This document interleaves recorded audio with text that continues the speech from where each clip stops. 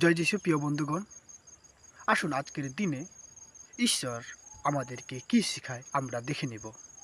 আমার সাথে খুলবেন লোকলিখিত সুসমাচারের ১৭ অধ্যায় ৩ এবং ৪ পদে এরূপ লেখা আছে, তোমার ভাতরা যদি পাপ করে তাহাকে অনুযোগ করিও, আর সে যদি অনুতাপ করে তাহাকে ক্ষমা করিও।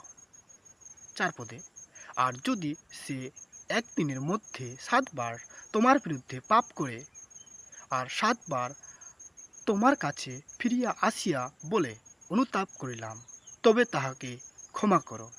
আমেন। হ্যাঁ, পরিষ্কারভাবে বিষয়টি লেখা আছে, ক্ষমা করো। হ্যাঁ, ঈশ্বরের বাক্য ক্ষমা করতে আমাদেরকে শেখায়। যদি তোমার ভাই পাপ করে বা অন্যায় কাজ করে তাহাকে ধমক দাও বা অনুশাসন করো।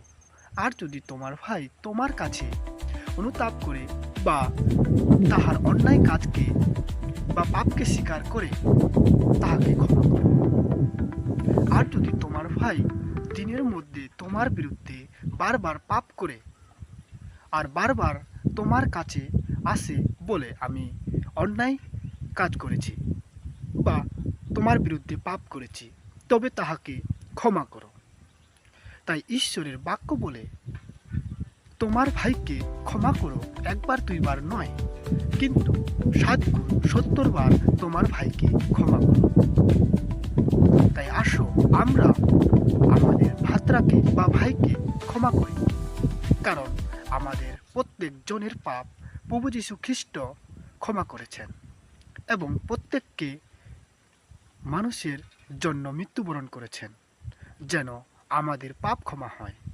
প্রভু যীশু খ্রিস্ট আমাদের পাপের ক্ষমা করেছেন।